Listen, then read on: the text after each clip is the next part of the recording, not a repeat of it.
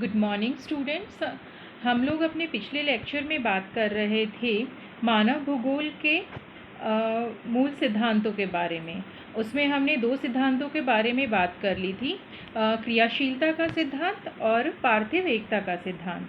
आज हम बात करेंगे तीसरे और अंतिम सिद्धांत के बारे में, जिसे कि वातावरण समायोजन का सिद्धांत कहते हैं। और पृथ्वी पर मिलने वाली क्षेत्रीय विभिन्नताओं का भी इसमें अध्ययन किया जाता है, इसीलिए इसे क्षेत्रीय विभेदीकरण का भी सिद्धांत कहते हैं। हम सभी जानते हैं कि मानव भूगोल जो है उसमें मानव की केंद्रीय स्थिति होती है। तो मानव की केंद्रीय स्थिति को मानकर ही हम लोग धरातल की जो परिवर्तनशील स्वरूप है उसका अध्ययन करते हैं और व्याख्या करते हैं।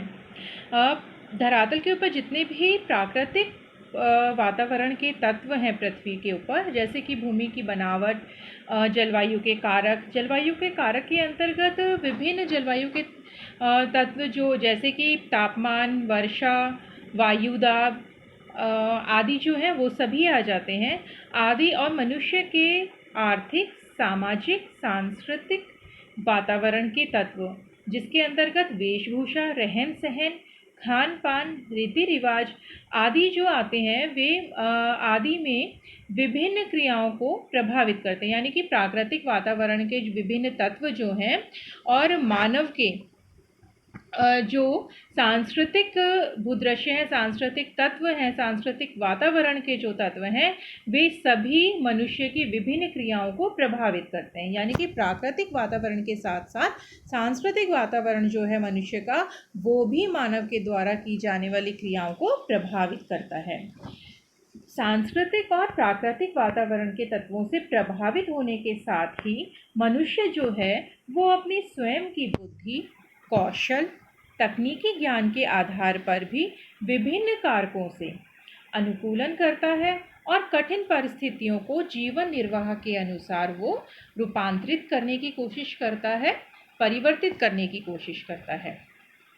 और इसी अनुकूलन और रूपांतरण, यानी मनुष्य जो प्राकृतिक और सांस्कृतिक तत्वों के साथ जो क्रिया प्रतिक्रिया करता है, वो कई बार पर्यावरण को क्या करता है कि अपने अनुसार वो रूपांतरित करने का प्रयास करता है। लेकिन जब वो ऐसा करने में असफल होता है, वो पर्यावरण को अपने अनुसार रूपांतरित नहीं कर पाता है, तो वो स्वयं पर्यावरण के अनुसार समायोजित कर लेता है, अनुकूलित कर लेता है अपने आप को। तो यही जो अनुकूलन और रूपांतरण की प्रक्रिया है, ये वातावरण समायोजन कहलाती है। इसमें या तो मनुष्य स्वयं पर्यावरण के अनुसार अपने आप को अनुकूलित कर लेता है, या वो पर्यावरण को अपने अनुसार रूपांतरित कर लेता है। तो विभिन्न प्रदेशों के वातावरण के द्वारा निर्धारित की गई सीमाओं के अंदर वहाँ रहने वाले जो मानव वर्ग हैं, वो अपनी आवश्यकताओं, क्षमताओं, रचना, अपने चयन की जो उनकी क्षमता होती है, उसकी छांट की जो क्षमता होती है, शक्ति, रुचियों के अनुसार वो वातावरण के साथ समायोजन करके उन प्रदेशों का क्षेत्र संगठन करता है। सामान्यतः तो क्या होता है कि मनुष्य यह चाहता है कि प्राकृतिक परिस्थितियां जो हैं, प्राकृतिक पर्यावरण जो है, वो उसके अनुसार ही हो जाए, रूपांतरित हो जाए। लेकिन जब ऐसा करने में वो असफल होता है, जब ऐसा वो नहीं कर पाता है, तो मनुष्य स्वयं वातावरण से समायोजित हो जाता है। भूतल के एक स्थान का पर्यावरण दूसरे स्थानों के पर्यावरण से कई प्रकार से भिन्न होता है। इसीलिए विभिन्न स्थानिक क्षेत्रों का जो सांस्कृतिक भूदृश्य होता है, वो भी प्राय एक समान नहीं होता, उसमें भी विविधताएं मिलती हैं। इसलिए मानव भूगोल के तथ्यों के विश्लेषण में क्षेत्रीय विभेदीकरण का जो सिद्धांत है, ये मौलिक महत्व रखता है। और इस सिद्धांत से स्पष्ट होता है कि मानव भूगोल के अध्ययन का मौलिक उद्देश्य है क्षेत्रीय विभेदीकरण को स्पष्ट करना।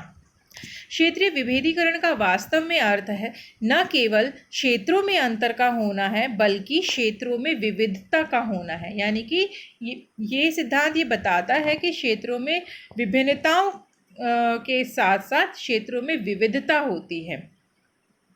क्षेत्रीय विभेदीकरण समस्त भौगोलिक तथ्यों का आधार है। यह भौतिक और मानव भूगोल दोनों ही में समान रूप से होता है। मुख्य रूप से जो जर्मन भूगोलवेता हेटनर हुए हैं, उन्होंने सन 1898 में अपने लेख में क्षेत्रीय विभेदीकरण की संकल्पना को स्पष्ट रूप से समझाया और उन्होंने भूगोल को क्षेत्रीय विज्ञान यानी कि क्रोनोलॉजिकल साइंस कहा। अब अगर हम देखें क्षेत्रीय विविधता या विभिन्नता के रूप किस तरह से मिलते हैं पृथ्वी के ऊपर, तो इसको हम दो भागों में विभाजित कर सकते हैं, प्राकृतिक विविधता और सांस्कृतिक विविधता। हम सबसे पहले बात करते हैं कि प्राकृतिक विविधताएं किस प्रकार की हैं।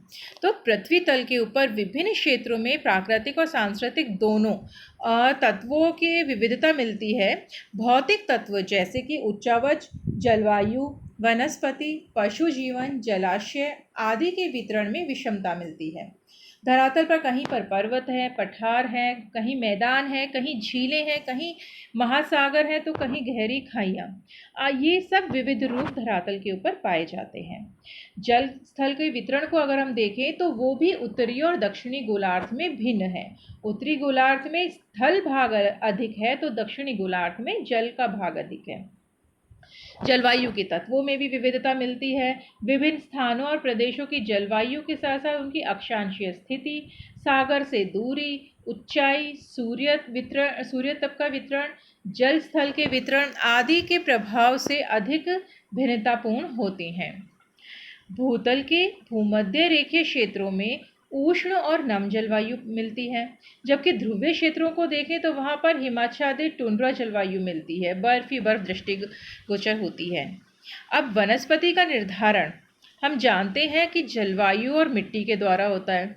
जलवायु और मिट्टी जो होती है किसी भी प्रदेश की, वो उस क्षेत्र विशेष के वनस्पति के वितरण को, वनस्पति के प्रकार को प्रभावित करती है। साथ ही वनस्पति उष्ण नम जलवायु वाले भूमध्य रेखीय भागों में हम जानते हैं कि ऊंचे और सघन वृक्ष पाए जाते हैं। ठीक है। मध्यम वर्षा वाले क्षेत्र जो हैं वहाँ पर सवाना घासें यानी कि मोटी घासें और बिखरे हुए वृक्ष मिलते हैं, सवाना वनस्पति मिलती है। जबकि रेगिस्तान और अर्धशुष्क भाग जो हैं वहाँ पर कंटीली झाड़ियाँ ही मिलती हैं। तो इस प्रकार हम देखें तो वनस्पति जो है उसमें विविधता पाई जाती है और उसको विविधता के लिए उत्तरदायी कौन से कारक हैं? अलग अलग क्षेत्रों में पाई जाने वाली जलवायु और मिट्टी में जो विविधता मिलती है उसी के कारण वनस्पति में भी विविधताएं मिलती हैं। शीतोष्ण कम वर्षा वाले क्षेत्रों में छोटी घासें मिलती हैं, जबकि उन्हीं अक्षांशों में अपेक्षाकृत आर्द्र क्षेत्र जो है वहाँ पर टेगा वन मिलते हैं।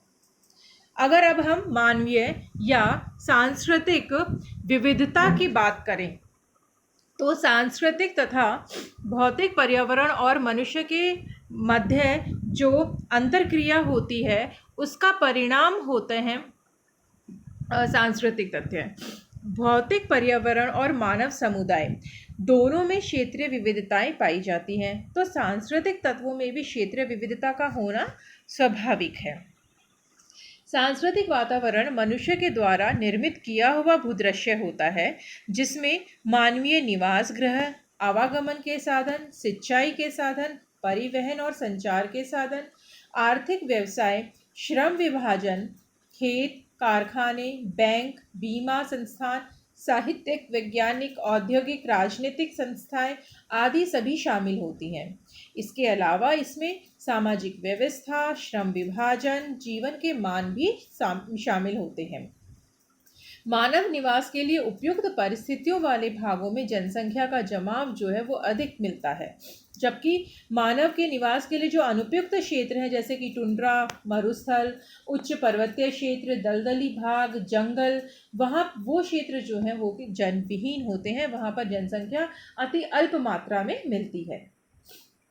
मनुष्य की जो प्राथमिक आवश्यकताएं हैं वो भी विभिन्न भागों में भिन्न भिन्न प्रकार की होती हैं। कहीं पर वह आखेट द्वारा मांस प्राप्त करता है तो कहीं पर कृषि के द्वारा वो अन्न और फल उगाता है।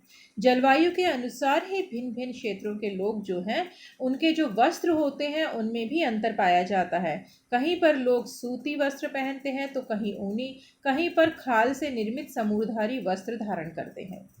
और लोगों के जो घरों में भी विविधता मिलती है। कहीं पर वो घास फूस की झोपड़ियों में रहते हैं तो कहीं पर वो कंक्रीट के मकानों में रहते हैं।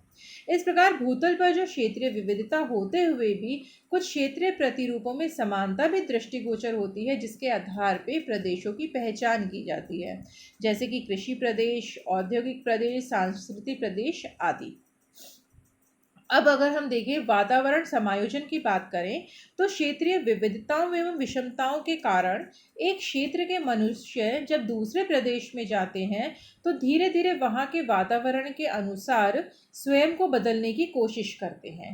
यही वातावरण समायोजन है। वातावरण समायोजन हेतु मनुष्य जो है वो दो क्रियाएं करता है, या तो वो अनुकूलन करता है या फिर वो रूपांतरण या परिवर्तन करता है। इस टेबल को अगर आप देखें तो वातावरण समायोजन जो है वो दो भागों में विभाजित है। अनुकूलन से तात्पर्य है कि किसी भी जीव को अपने वातावरण के अनुसार ढाल लेना, कि मनुष्य जो है वो किसी क्षेत्र विशेष में मिलने वाले प्राकृतिक पर्यावरण के अनुसार वो अपने आप को ढाल लेता है। अनुकूलन जो है वो दो प्रकार में विभाजित है, दो भागों में। एक होता है आंतरिक अनुकूलन और दूसरा होता है बाहरी अनुकूलन। आंतरिक अनुकूलन जो है वो दो भागों में बटा हुआ है, फिर ऐच्छिक और अनैच्छिक। अब अगर हम परिवर्तन देखें कि परिवर्तन या रूपांतरण क्या होता है, जब मनुष्य वातावरण को अपने अनुसार नहीं मतलब किसी भी वातावरण में अपने अनुकूलन परिवर्तन कर लेना, यानी कि मनुष्य जो है वो अपनी आवश्यकताओं के अनुसार किसी क्षेत्र विशेष के पर्यावरण को जब रूपांतरित कर लेता है अपने अनुसार तो वो परिवर्तन कहलाता है। इसमें प्राकृतिक वातावरण में परिवर्तन और सांस्कृतिक वातावरण में परिवर्तन, यह दो भागों में बटा हुआ है। अब प्राकृतिक वातावरण में परिवर्तन से के उदाहरण अगर हम देखें तो जैसे पहाड़ी ढालों के ऊपर मनुष्य द्वारा सीढ़ीदार खेती करना, मृदा को खाद डालकर उर्वर बनाना, ठीक है, सिंचाई के साधनों का विकास करना, ये सब आते हैं प्राकृतिक वातावरण में परिवर्तन करने के अंतर्गत। जबकि सांस्कृतिक वातावरण के अंतर्गत आता है जैसे मनुष्य अपनी भाषा, संस्कृति, रहन सहन, खान पान आदि में जब वो बदलाव लाता है। ठीक है, ये मैं आपको बता चुकी हूँ कि अनुकूलन जो है दो भागों में बटा हुआ है, आंतरिक अनुकूलन और बाहरी अनुकूलन।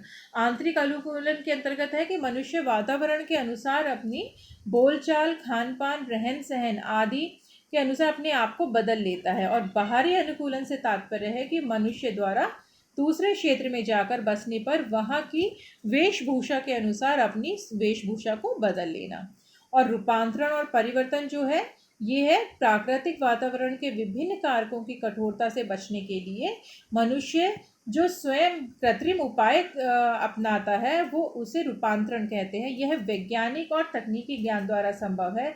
जैसे शीतोष्ण जलवायु के निवासी जो हैं वो जब उष्ण जलवायु वाले क्षेत्रों में या देशों में आते हैं तो एसी और रेफ्रिजरेटर्स आदि का प्रयोग करते हैं।